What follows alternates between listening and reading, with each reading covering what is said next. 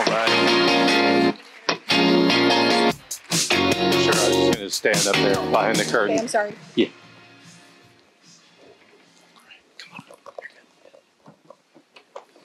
I can also flip a 550-pound tire 5 times in a row. Can you flip this? What? That'd be easy. That'd be easy. That's nothing, Leo. Let me introduce my very good friend, Leo Strine. Leo was a judge in Delaware for 21 years. He was the Chief Justice of the Delaware Supreme Court for 6 years. He's a senior fellow at Penn Law School. He's of counsel at Wachtell, Lipton. And in his words, not mine, he writes too much shit on corporate governance. Did I get that right? I mean, I would never cuss, but, you know. So let's do, the thing we do, Leo. I think we need to start with a little poll. I mean, there's been a lot of talk in this conference about anti-ESG and the pushback and Republicans. How many people in this 900-person audience, how many Republicans? I think there's a few. So try that again. There's 900 people in this audience. Okay, I'm just like maybe. I think there's one. Maybe one. Let's make it a bit easier. How many people know a Republican? Okay, Ammon, how many of you, just interesting, how many of you are independents? A few more. No, that's interesting. You're Massachusetts, man. Well, I guess these people are from all over. So let's get into it. One of the big debates, in these culture wars is clearly around climate. And look, you're an expert on this, Leo. So there's this big question, right? Of what is the responsibility that companies have for climate, within the fiduciary duty they have to the corporation and the shareholders? What's reasonable to expect that companies can be doing when it comes to climate? I think one of the things we might leave you with today in thinking about this issue, and also why we kind of asked you about whether you know Republicans or your companies, is we're a diverse nation, right? And part of that diversity is also diversity of thought, that you're allowed to have, right, differences of opinion. That's part of kind of an essential part of the animating vision of a just society. And so you have to think about these issues, realizing that diversity, and also that different institutions have different purposes. Right? And businesses, none of us would be comfortable having businesses become orthodoxies, right? There are many communities in which there aren't that many employers. I don't know about you, but I often spend more of my waking hours of my life under the roof of my employer than I do with my family when you're awake, right? And so it's important that we have places of employment that are tolerant and where people of different beliefs can come together. And as long as they come together in good faith and treat each other well, that's okay. They can have differences of beliefs. When we think about climate or any kind of issues, part of what's been happening with this debate is, do companies have the legitimacy, right, to speak for everybody about divisive issues? And you have to think about that, and part of why we asked is you have to think about that when you're on the other side of the issue, right? When a company is going to say something or may impose something on its employees or an orthodoxy that you don't believe in. And so what I've been talking about is thinking of ESG really as making money the right way. And what we mean by that, Bob, is are your products and services safe and not fraudulent? Do they make people's lives better? Do your employees come to work and have a safe place to work? Do you treat them well and pay them well so they can make a better life for their family? Do you pay your taxes in your community and support the local institutions? Do you avoid polluting the environment? When you think about it that way, and you think about climate in that lens, it becomes less divisive, because polls show that overwhelming percentages of all Americans think that companies should do those things. And so when you think about climate, I think, well, it's an aspect of, frankly, do we not pollute the environment? It is a form of pollution. And it's also for companies in every industry, and we should break this down a little bit, but in companies in many industries, this is a core business risk. Not all industries are the same, but for some industries, climate is an existential business risk that they have to front. My firm, we represent a reinsurer and their primary form of reinsurance is catastrophe storm insurance.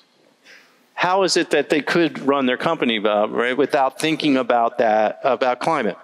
They would, in the words of the debate, I would say that the folks, Governor DeSantis, if you take his logic, it would be a breach of fiduciary duty for the reinsurer not to think about that, right? Because he wants them to focus on their stockholders. Well, if you don't set your premiums correctly and you mismatch risk, you're going to fail as an insurer and your stockholders are going to lose all their money. And so one of the lenses, and we don't have a lot of time to think of this, if you can fit climate, and the same thing for institutional investors is... Because they're the ones that are getting most of the pushback. Right, they are. And they've got GFANs and net zero targets and they want scope 3. So what is their role? Because they have... But again, I think they have to think about it. And this is the legitimacy thing, right? Which is, we don't give our money over to Vanguard, BlackRock, or State Street, right? And most of us are forced investors for 401k, or if you're saving for your kid, 529. We don't have shared political purposes. BlackRock and State Street don't have legitimacy on political grounds, and nor, frankly, do companies. But what they do have an obligation to do is to think about climate risk as an enlightened investor. And to the extent that climate risk is huge, and for example, you're representing retirement investors, that's long-term, 529, that's long-term. You're representing index investors who own a basket of the economy. Externality risks hurt your investors. They're going to bear the long-term cost because they don't buy and sell, right? They don't sell out of these stocks. So the long-term risks are going to eventuate and be borne by their investors. And of course, they should be thinking in a business-like way about risks that confront their portfolio company, and to the extent that they have an obligation under the law, and they do, to vote their shares and to engage in certain stewardship efforts, then they should, of course, engage on things that are material to those companies' future. And I don't understand how, as a fiduciary, they can avoid doing that. I think we have to own it, though, right? That's different from setting up an ESG fund, where you say, this is a socially responsible fund. Our view is we, frankly, are willing even to sacrifice some rate of return for our values. And you invest in us knowing that, right? That fund, obviously, has been candid. And it seems to me that that fund can do that. That's a lot different than running a pension fund, right? If you're running a pension fund, you don't get to do that really with other people's money. But part of what's confusing the debate is you also don't get to run a pension fund on witchcraft. Something Massachusetts is familiar with. It's a core competence. We're pretty proud of it. I mean, it's a strength. Distinguished district. It's a strength. No, I mean, you actually, right, one of the things about climate is when two groups of people believe something, you might, and they're not the group of people that you would most associate with sort of wearing Birkenstocks. First, scientists, okay? But say that you think all the scientists are, love trees, love everything, would never mess with anything, because none of the things that have harmed the environment were brought to you by science, right? I'm from the state of DuPont, right? Is actuaries, right? Insurance actuaries are absolutely convinced of the human impact on climate change and the resulting effect of climate change on weather volatility, storms, and risk, right? If you're running a pension fund, don't you have a duty to listen to facts? If you're investing in insurance sectors, if you're investing in hotel companies that have most of their hotels in coastal communities or something, don't you have a duty, a fiduciary duty, to actually think about climate in that context, not in any untraditional way, not because you're trying to make the world a better place, but because the objective reality of climate change is going to have an impact on your investments and on the health of those companies, and you have a duty to your investors to do it. But here's what puzzles me, Leo. You've got science on your side, you've got clear rules around fiduciary duty, engaging around that. The right, some, not all, is saying that these engagements are a political agenda. So how do we cut through that? Well, right? I mean, this is like a common problem. But part of it, there's these like two narratives going on that aren't connecting. But they are, I mean, they're interesting because I'm a person of the left, okay? Confess that.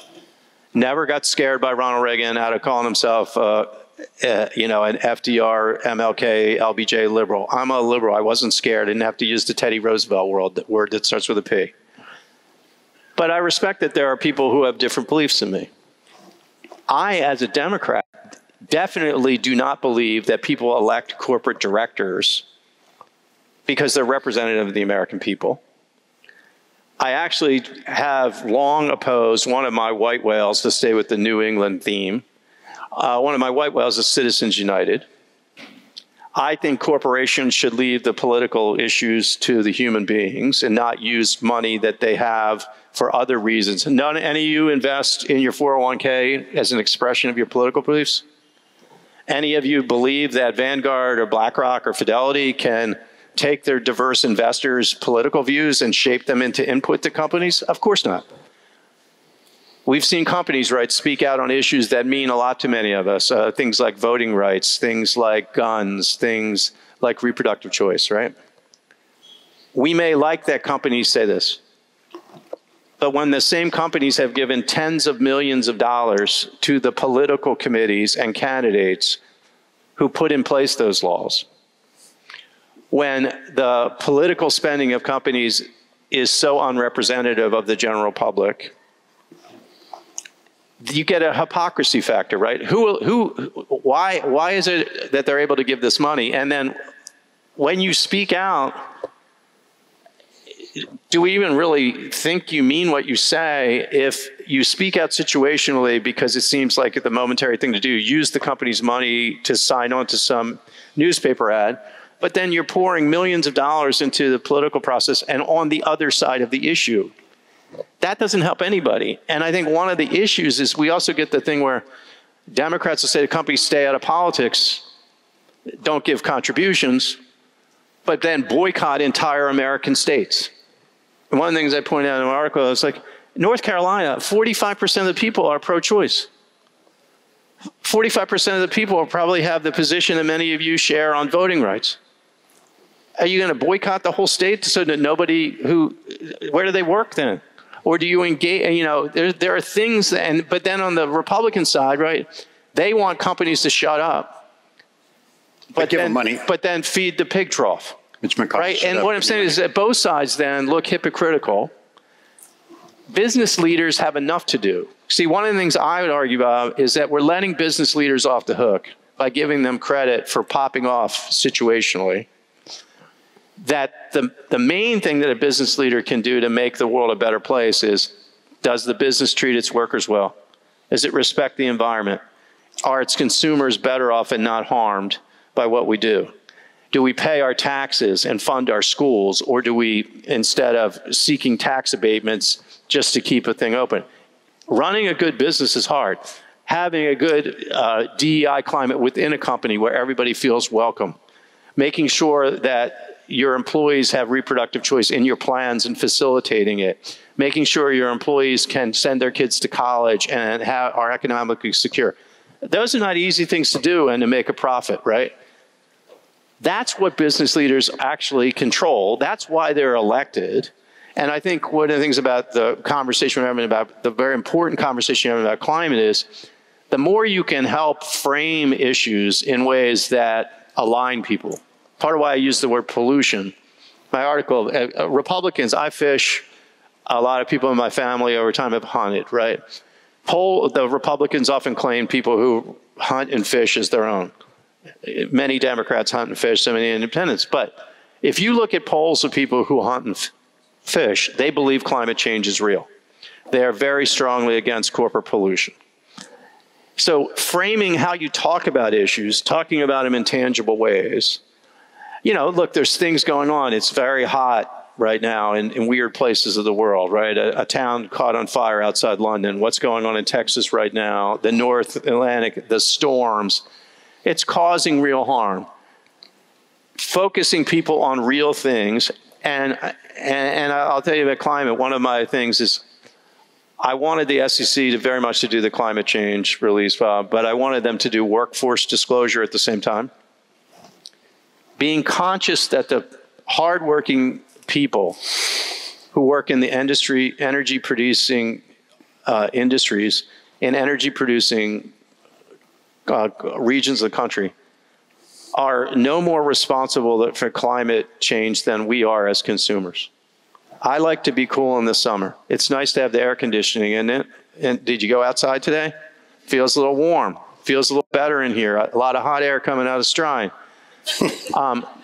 I still, by the way, I do the most environmentally responsible thing. I drive my car as long as I can. It's a hybrid. So I don't have electric yet because it is actually more environmentally responsible to not create a new car.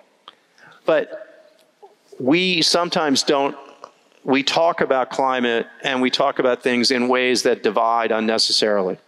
And we should be talking about the connection with working people bringing along. One of the reasons why the climate bill got done and things got done is that people like the president and my senior senator, Senator Carper, who's been incredibly helpful to fighting climate change, got a hydrofluorocarbon ban done during the Trump administration. He worked with Republicans to do that. He worked for 5 years with the BRT and the Environmental Defense Fund.